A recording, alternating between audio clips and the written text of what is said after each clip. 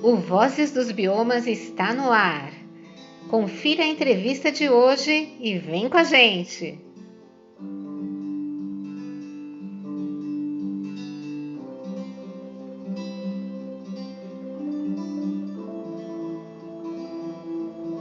O bioma amazônico é o destaque deste episódio.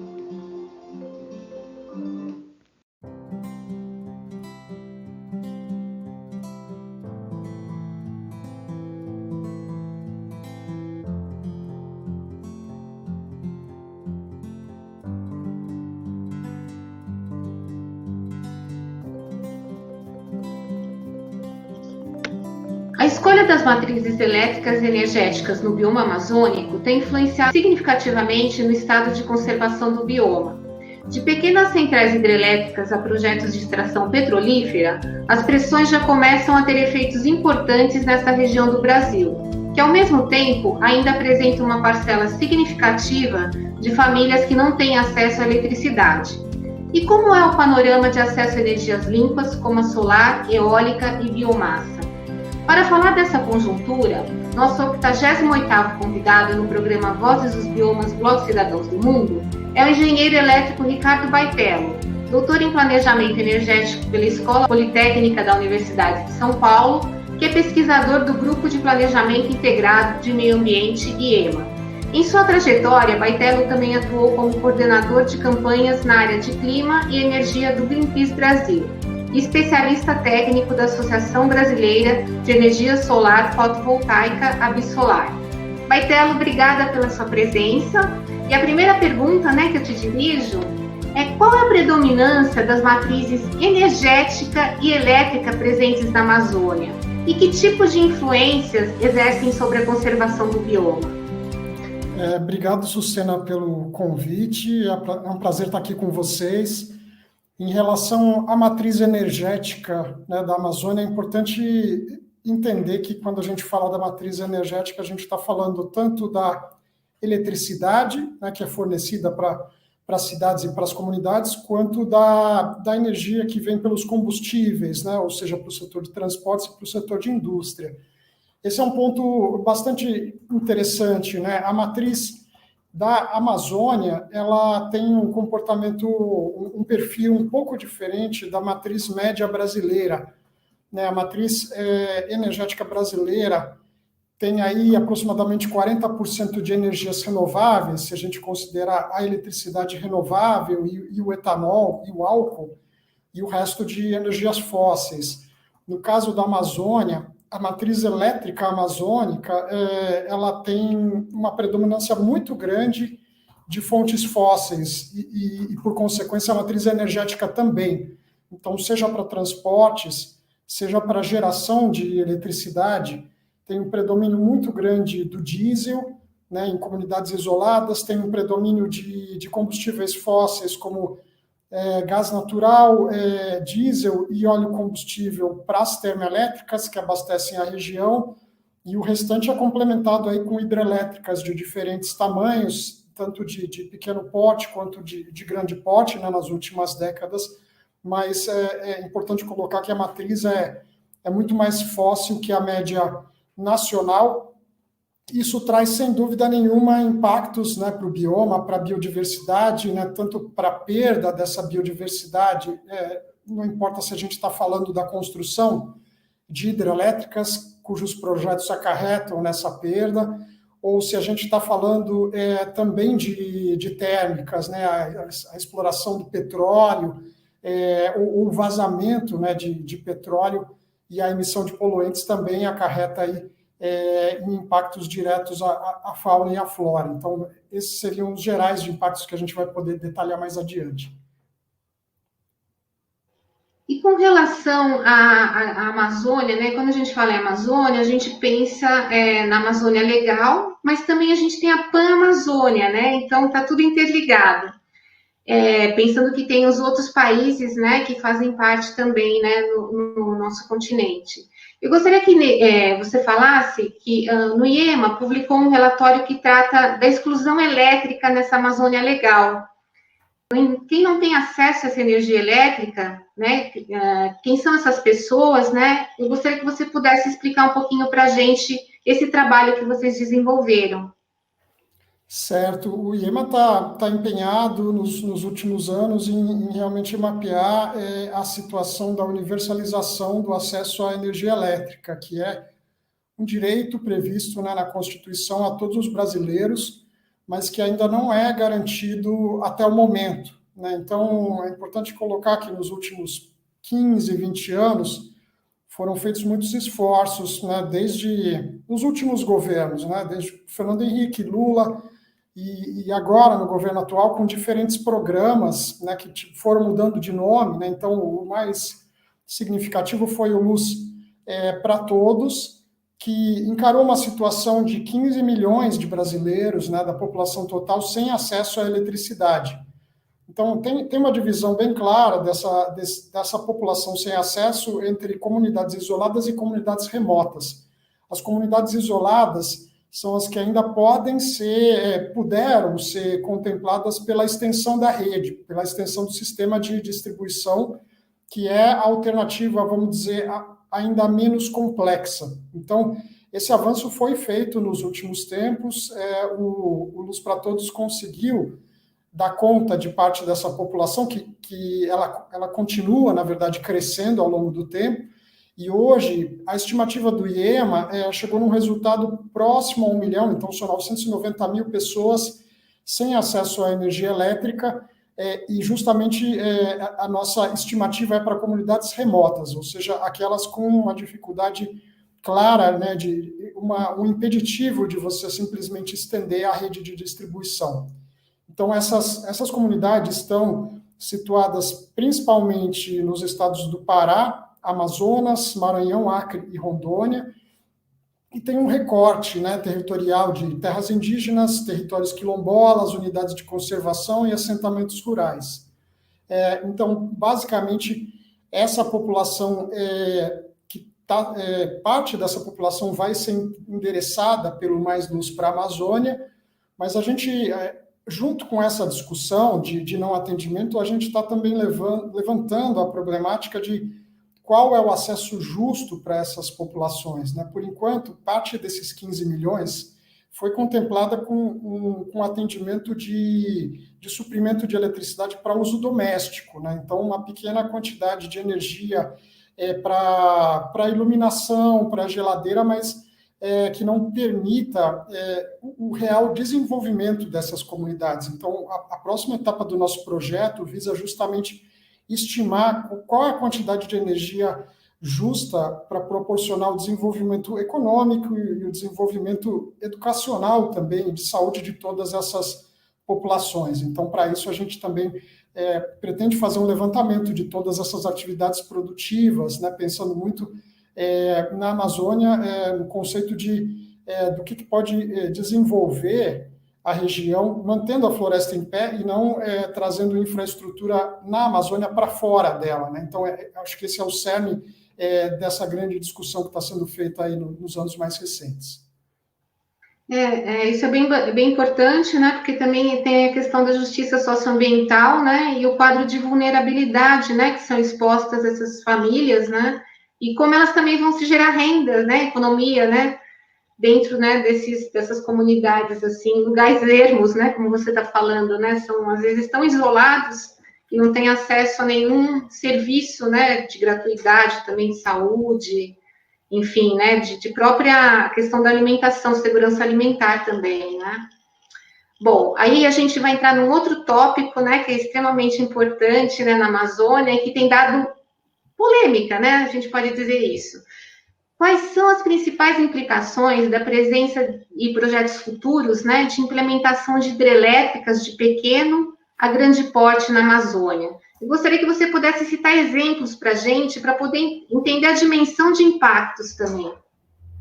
Certo. Essa é uma discussão também que tem, principalmente na última década, né, ela foi uma das principais discussões do setor elétrico. A gente teve o racionamento em 2001 e depois uma ampliação muito importante, significativa da matriz elétrica para diferentes fontes, mas a expansão dessa fronteira, né, do parque hidrelétrico para a Amazônia. Né, o parque hidrelétrico foi se desenvolvendo nas principais regiões brasileiras, né, primeiramente no sul, centro-oeste e nordeste, né, tem grande potencial aí, tanto para grandes hidrelétricas quanto para pequenas, mas a maior parte desse potencial intocado, entre aspas, segue na região norte, que é justamente a região mais sensível do ponto de vista social e de biodiversidade. Então, aproveitamentos muito grandes, né, foram considerados e foram implementados, como foi o caso das hidrelétricas do Rio Madeira, depois de Belo Monte, e depois a discussão da hidrelétrica do Tapajós, que foi interrompida.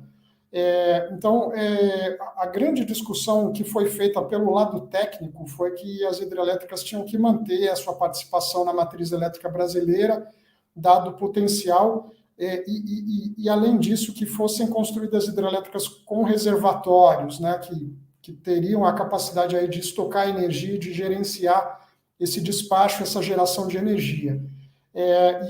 Basicamente, a variedade de impactos é muito grande e, na verdade, não importa tanto se a gente está falando de pequenas hidrelétricas, que são pequenas só no nome, mas que podem abastecer a grandes cidades, ou de grandes hidrelétricas na Amazônia, que podem abastecer literalmente milhões de pessoas, né?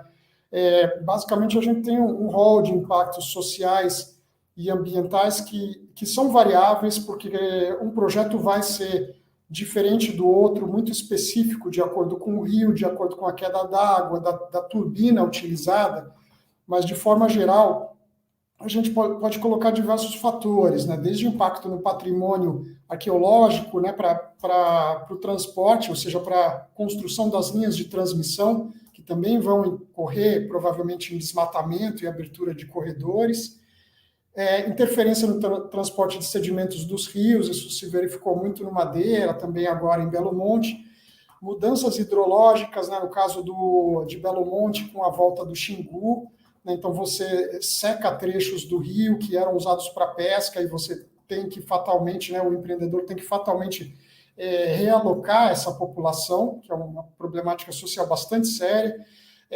Muitos projetos têm geração de metano pelo alagamento da vegetação, Tucuruí sendo um dos exemplos mais clássicos e antigos, mudança na qualidade da água, perda grande de biodiversidade terrestre e aquática, né, impactos na ictiofauna, isso foi visto e documentado, no caso do Madeira, foi alertado, depois foi comprovado, né, na mortalidade dos peixes, fragmentação de habitats, porque é um pouco aquela história, né, de você barrar um trecho, né, de uma bacia, mas de você ter impactos em toda essa bacia, isso acontece fatalmente nesses projetos. Inundação de terras férteis, né, inundação de cidades inteiras, como foi o caso de Itaipu e outras hidrelétricas no Nordeste, e como eu citei, o deslocamento de populações que vão viver uma nova realidade, né, populações que vivem e dependem desses rios e têm o seu modo de vida e são deslocadas para outros locais onde elas vão basicamente recomeçar as suas vidas, né, seja de migrações temporárias ou permanentes. Então, esses são alguns dos vários impactos, se a gente pensar no Brasil, tendo aí mais de 100 gigawatts de hidrelétricas, muita população afetada e muita biodiversidade afetada que fatalmente sequer foi documentada antes de ser impactada, né? Bartela, então a gente pode dizer assim que nos processos de licenciamento existem grandes problemas, né? Porque a gente sabe que em muitas regiões, por exemplo, tem a necessidade de consulta livre, prévia e informada, né? A comunidades indígenas, né? A povos tradicionais também, e não ocorre, né? Como você mesmo falou, né? Questões arqueológicas, né? Às vezes que estão lá, segurança alimentar, né, questão dos peixes, né, ictiofauna de uma maneira geral, mas a gente tem necessidade, isso que eu gostaria de compreender um pouquinho também, de tantas hidrelétricas, já que elas nem sequer abastecem essas pessoas, essas famílias da própria região, elas vão para outras regiões do país, né, e a gente sabe que há perdas no sistema também, né, então entender um pouquinho se há realmente necessidade, né, de de toda essa dimensão. E outra questão que eu, né, englobaria é a questão das mudanças climáticas. Com essa questão da estiagem, das secas cada vez mais predominantes, né? Como é que fica essa matriz, né? No caso das hidrelétricas, né? É o caminho? Sem dúvida, esses pontos que você menciona são muito importantes, né? A questão do licenciamento ambiental merece, né, toda uma discussão. A gente passou aí por uma mudança de legislação recente, que vai dar mais autonomia para os estados. Então, você citou o problema da consulta, que é sempre muito limitada, né? O acesso da informação dos projetos é limitado, né? Isso quando a gente não está falando de populações indígenas que merecem, merecem ter esse conteúdo traduzido, né, para os idiomas próprios. E a questão, né, nesses grandes empreendimentos hidrelétricos, de condicionantes ambientais que são colocadas para aprovação, né, dessas licenças, mas que elas são parcialmente cumpridas ou são cumpridas depois que o projeto já está implantado, sendo que muitas delas deveriam ser cumpridas antes, né, no caso de Belo Monte, né, o redimensionamento da infraestrutura de saúde e de saneamento, ele deveria ser implementado antes desse boom, né, que Altamira recebeu para a construção e essa transformação da cidade por conta do empreendimento. Então, esses são os impactos, e a pergunta, a raiz é justamente essa, né? O Brasil, que é um país continental com uma população tão grande, veio de uma crise, né, de um racionamento de energia com impacto econômico há 20 anos e vem agora para um novo risco desse impacto por conta de uma matriz muito dependente ainda da fonte hidrelétrica, né? Por mais que essa dependência tenha caído de 90% para 60%, ainda é muita coisa, é muita energia, muito suprimento para depender de chuvas, né, desse fenômeno natural. E esses projetos vinham sendo já questionados, né, uma série de simulações e estimativas já colocavam que a vazão seria impactada, né, por conta do regime hidrológico, e esse regime, por sua vez, impactado pelas mudanças climáticas. Então, tem uma série de exemplos, desde o relatório Brasil 2040, da Secretaria de Assuntos Estratégicos, até uma nota técnica recente do NME, que coloca a alteração de vazão histórica, né? A gente está numa queda significativa nos últimos 90 anos de medição. Então, esses documentos têm colocado essa perspectiva de queda e de redução de geração. No caso de Belo Monte também tinha sido colocado, e isso significa que a energia firme, né, a energia despachável teórica dessas usinas acaba sendo muito menor. Então, é imperativo que o Brasil diversifique mais a sua matriz e passe a apostar em mais fontes para realmente fugir desses momentos que podem trazer grandes impactos para todos nós, né? Energia significa educação, saúde, além da economia, desenvolvimento, e esse é justamente um momento em que o Brasil quer equacionar a questão da pandemia para poder retomar as suas atividades, né? Então, seria realmente bastante trágico ter mais esse problema, né, para todos os brasileiros, né? E com relação às térmicas, né, que são movidas à energia fóssil, né, eu gostaria que você pudesse dar um panorama também, que é mais um assunto polêmico no Brasil, não só pelo custo, mas por fóssil, né? Então, eu gostaria que você pudesse explicar, e a gente tem recorrido, né, a essas fontes justamente com essa questão da estiagem seca. Essa é, vamos dizer assim, o argumento utilizado, né, pelo governo para fazer com que elas funcionem, né? Exatamente.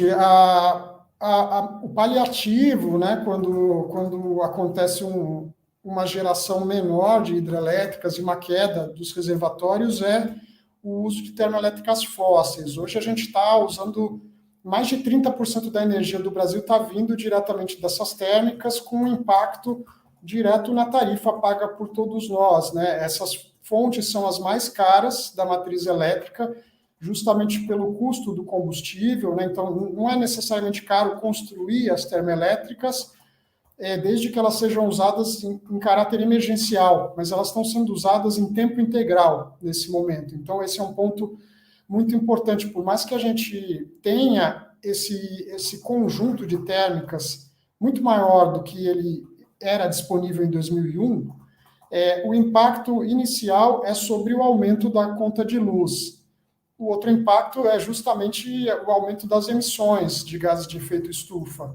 Né? Então, a perspectiva que está sendo colocada é de aumento das térmicas, né? Um dos pontos, uma das ações que foi vista recentemente foi a MP, a medida provisória da privatização da Eletrobras, que vai garantir a contratação de 8 gigawatts de termoelétricas a gás natural em todas as regiões do Brasil, para que essas termoelétricas operem em tempo integral. Então, essa é uma novidade bastante negativa, né? Essas termoelétricas não vão operar apenas quando for necessário, mas elas vão operar em tempo integral no sistema, ou seja, furando a fila e deixando parte da geração eólica e solar dessas fontes renováveis para trás, né?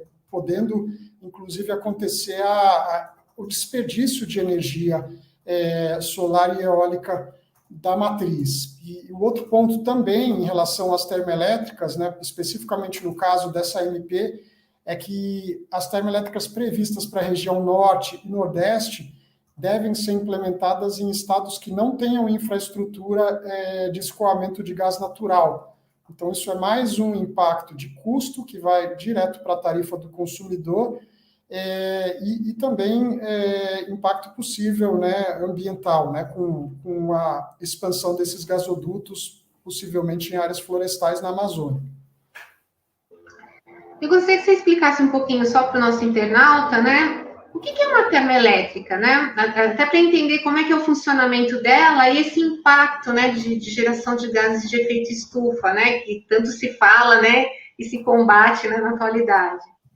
Certo. A termoelétrica é o tipo de geração de maior predomínio na matriz elétrica do mundo. Então, basicamente, é a queima de combustíveis que não precisam ser necessariamente fósseis. Pode ser lenha, pode ser diferentes tipos de biomassa, como resíduos florestais, mas é predominantemente fóssil. A carvão, a óleo combustível, a diesel e gás natural. E a queima desses combustíveis em caldeiras, ela movimenta turbinas e gera eletricidade. Então, na maior parte, carvão ainda é a fonte mais predominante no mundo, mas uma usina nuclear também é uma termoelétrica. O gás natural está muito crescente, principalmente nos Estados Unidos, tem esses planos para o Brasil.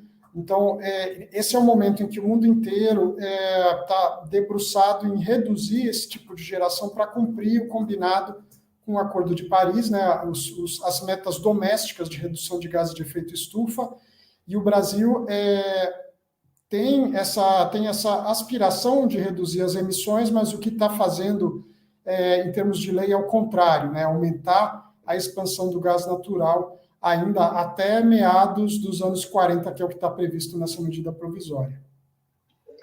Bom, pelo que você está falando, a gente está seguindo na contramão, né? Enquanto a gente... É como se estivesse contra a maré, né? Fica difícil, né, pensar em cenários futuros também, né? Principalmente de racionamento, né? Que a gente já teve alguns períodos na história, né? Alguns anos atrás e se repete, né? Em regiões até industrializadas como Sudeste, Sul, que a gente vê um impacto direto, né, que tanto se fala em produto interno bruto, né, que isso está por trás também de tudo que está sendo feito, né. E a pergunta seguinte é justamente que você já deu um ensejo, né, você já começou a falar, dessa questão das energias solar, eólica, biomassa, né, na Amazônia. Qual é a situação hoje, né? Qual é o espaço, né, que elas detêm na Amazônia e qual é o potencial que podem ser aproveitadas, né? Bom, esse é um ponto importante, né, a se colocar, né?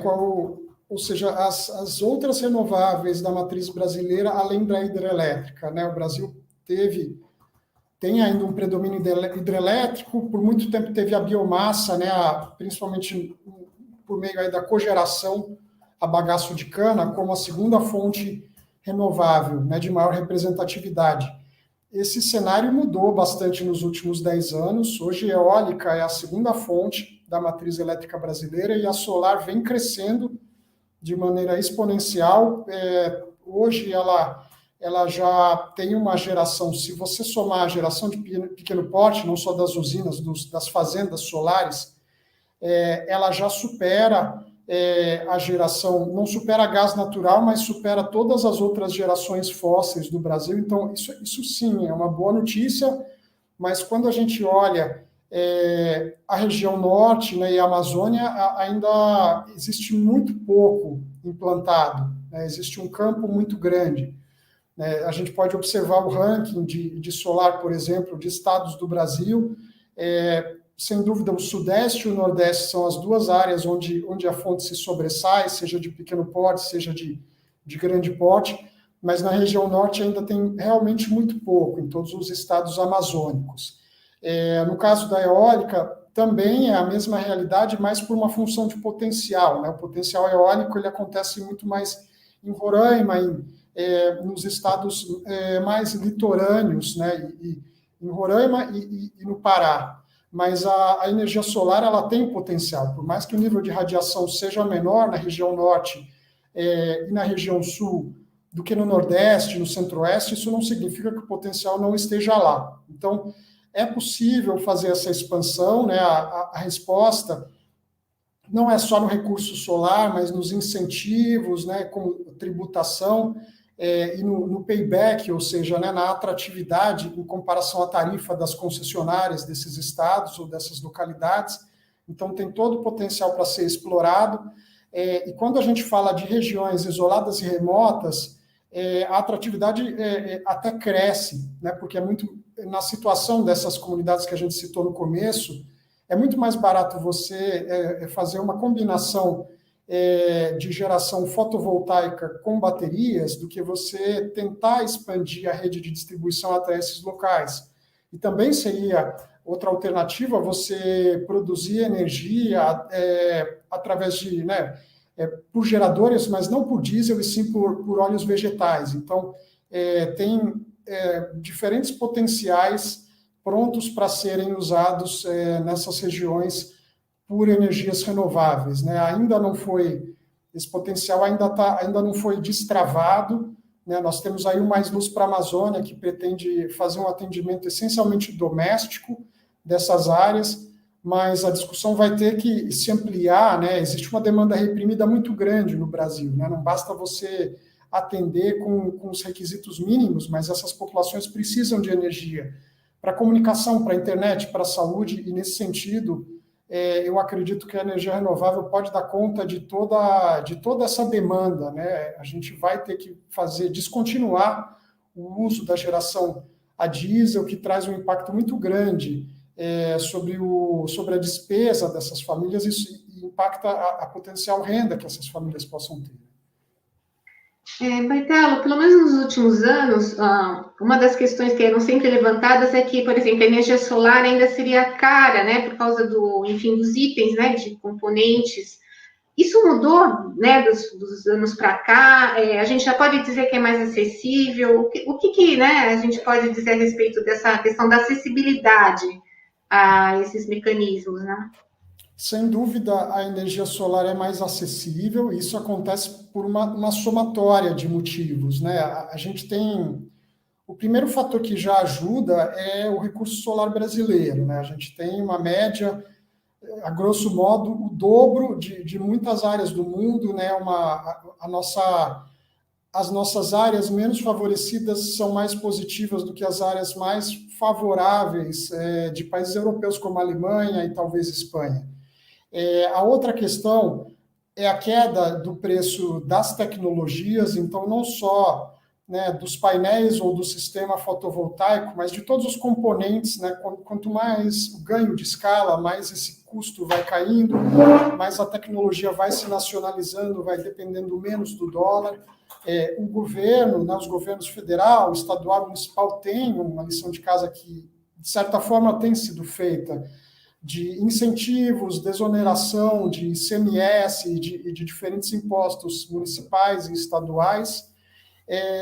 Mas, por exemplo, se a gente fala desse kit fotovoltaico para áreas remotas, envolve o armazenamento, envolve as baterias. Então, olhando pelo lado otimista, as baterias têm tido uma queda de preço muito expressiva no mundo, com uma trajetória parecida da tecnologia fotovoltaica, do custo do silício e dos módulos, mas ainda tem uma tributação muito pesada no Brasil. Então, isso teria que ser endereçado, né? A tributação sobre baterias é mais cara do que sobre bebida alcoólica, para citar um exemplo. Então, em nome do desenvolvimento dessas regiões, teria que ser endereçada essa desoneração, e tem uma lição de casa regulatória muito grande para as baterias também, que a ANEEL, a Agência Nacional de Energia Elétrica, está encarregada. Então, eu consigo olhar de uma maneira positiva, né, para esse potencial, mas é preciso percorrer esses pontos para que a energia solar possa ser mais competitiva. Dá para dizer que nos últimos 10 anos houve exemplos talvez ruins e traumáticos, né, de tentativa de suprimento de comunidades que não deram certo por falta de monitoramento, de manutenção desses equipamentos, né, e de responsabilização e divisão aí dos entes, né, na gestão desses programas, mas hoje os preços caíram e já há um interesse maior e também está sendo estudada essa logística para levar um grande volume desses equipamentos para essas regiões.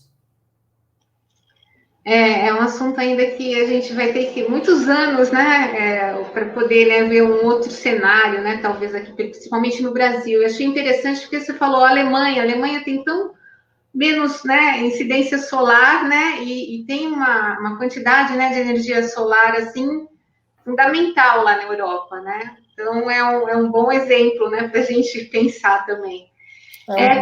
Sucena, desculpe interromper, também é o financiamento, né, isso foi uma outra coisa que possibilitou o crescimento de energia solar, né, em países que são expoentes hoje, como Alemanha, Estados Unidos, Austrália. Hoje no Brasil tem mais de 70 linhas de financiamento para energia solar fotovoltaica. Ainda tem chão, né, para que essas linhas atendam a diferentes tipos de consumidor, né? Elas têm que ter a carência correta, o número de anos e parcelas corretos e juros também, né? Então, no começo, você tinha poucas linhas, né, só de grandes bancos e instituições de fomento, e hoje bancos de pessoa física já possuem essas linhas, né? O que é necessário é continuar a aumentar o número dessas linhas. Isso é uma outra componente, além do recurso solar e da queda da tecnologia, né? Não adianta você ter um sistema fotovoltaico que vai ter que ser dividido aí em 6 ou 12 parcelas, né? É necessário você dividir essas parcelas pelo número de anos né, de abate dessa conta de luz, né? Então, que seja entre 6 e 8 anos, que é o payback exatamente desses sistemas.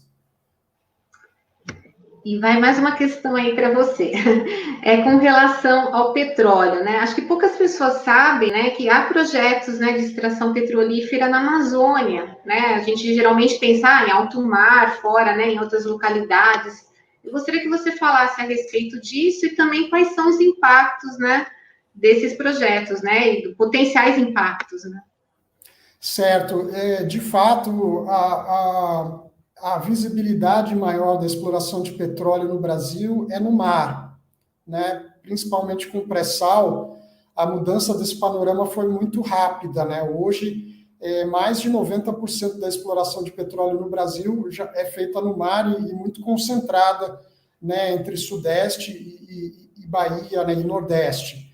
Existe a exploração onshore, ou seja, em terra, e dentro disso também a exploração de petróleo e gás na Amazônia.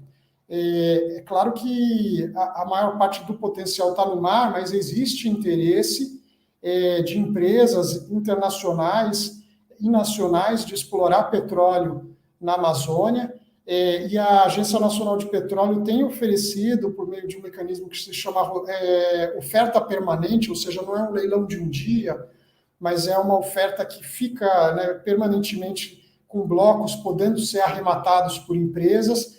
A ANP ofereceu primeiramente 80 blocos na Amazônia, muitos deles no estado do Amazonas, e a criticalidade disso é que vários desses blocos estavam literalmente colados em unidades de conservação em territórios indígenas ainda em processo de demarcação. Alguns blocos foram arrematados, né, isso na Bacia dos Solimões, e em termos de impactos, né, a gente tem impactos óbvios sobre a floresta, sobre contaminação de plantas, árvores, animais, igapós, com ameaça à cadeia alimentar.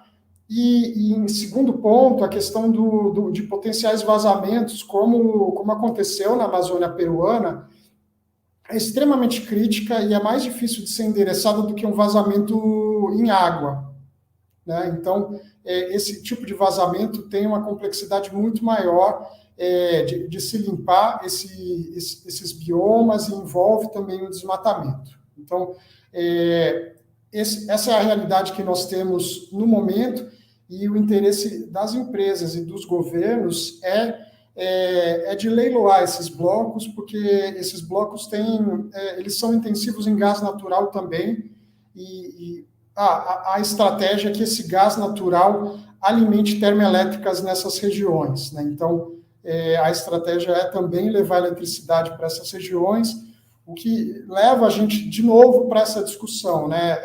Essas termoelétricas não necessariamente vão abastecer apenas essas regiões que têm demanda baixa, mas muito provavelmente vão escoar essa eletricidade para outras áreas do Brasil, assim como acontece com Belo Monte, que transporta boa parte da sua energia para o Sudeste, onde está a maior carga de consumo.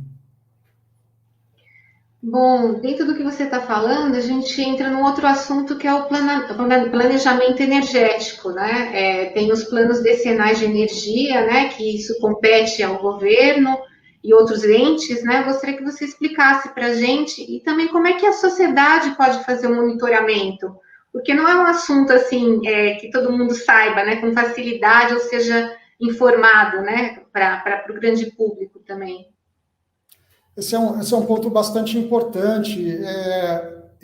Se a gente for olhar do lado positivo, é importante, né, que a empresa de pesquisa energética, que é um órgão do governo, na verdade não é uma empresa propriamente dita, tenha sido criada, né, no começo aí da década dos anos zero, e seja uma produtora, né, de um amplo conteúdo de planejamento e responsável por processos muito importantes, como a divulgação desses planos de energia, seja um plano decenal, seja um plano de longo prazo, né? A gente já teve o Plano Nacional de Energia 2030 e o Plano 2050, que informam e orientam tanto o mercado, tanto o setor elétrico, os investidores, mas também a população, né? A sociedade toda, né? Seja os impactados, os envolvidos, interessados, os estudantes, né? E as organizações da sociedade civil.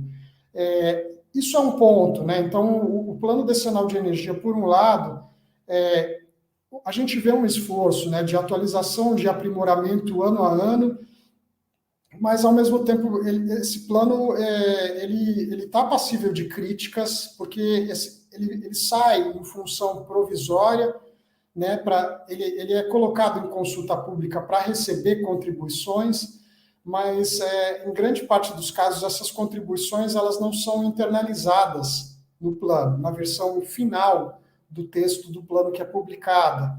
Então, o IEE, por exemplo, né, na coordenação do professor Célio Berman, já fez esse levantamento de qual é a porcentagem de sugestões e contribuições foram acatadas pelo plano, né? Então, existe uma inércia, né, razoável do plano, né, por um lado, sim, tem aprimoramentos, né, busca de mais cenários, mas o plano ainda, ele é chamado de plano, mas, na verdade, tem uma componente muito indicativa, de usinas que já estão construídas e já vão entrar nos sistemas. Ele não tem uma margem tão grande de inovação, de conseguir propor um aprimoramento da matriz elétrica, né, na direção renovável. Ele acaba sendo um plano, em geral, conservador. né? E aí, quando a gente fala do Plano Nacional de Energia, a versão 2050 foi finalmente lançada no passado, mas depois de aí, basicamente, 6 anos de atraso, né? A sociedade inteira queria saber qual seria a ambição e qual seria a meta do Brasil, da matriz elétrica brasileira para 2050, e o plano tem, né, saiu com elementos interessantes, com 64 análises diferentes, né, que por um lado é bom, né, para mostrar a variação da matriz, né, em vários cenários com ampla energia renovável, eólica, solar, armazenamento, mas ao mesmo tempo ele não se comprometeu com nenhum cenário. Então, se eu fosse sintetizar a nossa perspectiva sobre o plano, ele é importante, mas ele ainda é muito hermético, né? É uma parcela muito pequena da população que está em condição de contribuir, e dessa parcela, né, quem realmente vê aí o seu pleito atendido é ínfima. Então, seria importante rever esse processo, né? Como trazer de maneira democrática esse conhecimento para todos, né? O setor elétrico é um assunto muito árido, né, para a maior parte da população brasileira, e ele impacta todo mundo, né? Seja quem é afetado diretamente por usinas, ou seja quem está pagando uma conta de luz mais cara por uma consequência de erros de planejamento que aconteceram nos últimos anos, né? Agora a gente vai para perguntas mais amenas, tá? Para a gente ir chegando ao final aí do programa. Você tem uma experiência de Amazônia, né? Não só na questão elétrica, como em outras questões, né? Eu gostaria que você contasse um pouquinho dessa sua vivência, né? Que você teve oportunidade aí na sua trajetória. Bom, eu tô baseado em São Paulo, no Sudeste, mas a gente sempre tive esse histórico grande pelo Greenpeace e hoje pelo IEMA, né? Tem um olhar bastante grande na Amazônia, né, como uma fronteira de expansão sustentável, né, da matriz elétrica, né? A minha área sempre foi a energia elétrica, preponderantemente. Já me envolvi, já coordenei campanhas contra a exploração de petróleo na foz do Amazonas, com uma vitória positiva, né, pela não exploração, não liberação da licença, né, para empresas de petróleo, mas tive a experiência também de outras, né, de estudos técnicos de hidrelétricas, né, tanto no caso de Belo Monte, eu estou dizendo estudos de soluções renováveis para que não fosse implantada a Belo Monte e não fosse implantada a usina do Tapajós. Então, dessa maneira estrutural, a gente atuou, sim, nesses dois empreendimentos, tentando trazer qual seria a solução sustentável e alternativa, né? No caso de Belo Monte, a usina seguiu adiante, mas no caso de Tapajós, a gente conseguiu reverter a decisão. E no caso das soluções propriamente ditas também, a gente teve alguns relatórios, né, falando um pouco de empreendimentos de energia solar e de mini-redes para comunidades isoladas. Então, esse foi um pouco da experiência geral que a gente teve na Amazônia. Também, no caso aí de gás, por exemplo, também acompanhando os blocos mais sensíveis que foram oferecidos em diferentes ocasiões, em diferentes leilões de petróleo na última década, e que a gente também trabalhou para que pudessem ou ser excluídos, né, do leilão, né, propriamente dito, ou não fossem arrematados, como aconteceu em algumas vezes também. E você tem mais alguma coisa que você gostaria de falar da Amazônia, das pessoas, né? Enfim, né? Desses momentos que você fez algumas imersões também por lá, da sua vivência, fora desses aspectos técnicos também? Olha, o recado que eu daria é olhando para frente, né, sobre a discussão crescente e emergente da bioeconomia. Eu diria que nas últimas eleições, principalmente presidenciais, a pauta ambiental, que é, por consequência, a pauta da Amazônia, cresceu muito, né? É claro que o Brasil vive um governo diferente, né, com grandes discussões sobre democracia e direitos humanos, mas é muito importante a gente retomar a importância e a prioridade dessa discussão do desenvolvimento sustentável da Amazônia, né, e ver esse bioma como uma região de riqueza para todo mundo, né, que possa ser aproveitada de maneira sustentável, né. Até o momento, historicamente, a infraestrutura entra na Amazônia para servir a outras áreas do Brasil e não necessariamente para a Amazônia, né. Se não fosse assim, a gente não teria comunidades vizinhas a grandes empreendimentos energéticos que não têm, paradoxalmente, não têm acesso a essa energia. Então,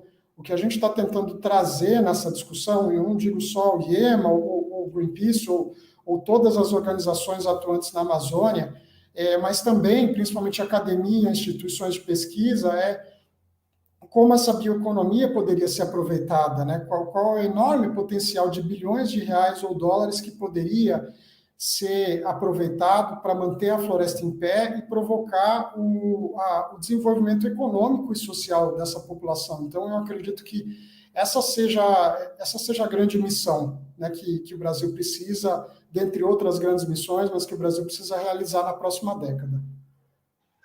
Baitela, a gente está chegando no final mesmo, né? Tá muito bom esse bate-papo, né? Instrutivo para a gente, né? Para poder refletir. Eu gostaria que você fizesse suas considerações, né? O que você acha pertinente aí à nossa pauta, né? Que é energia e eletricidade, né? Na Amazônia.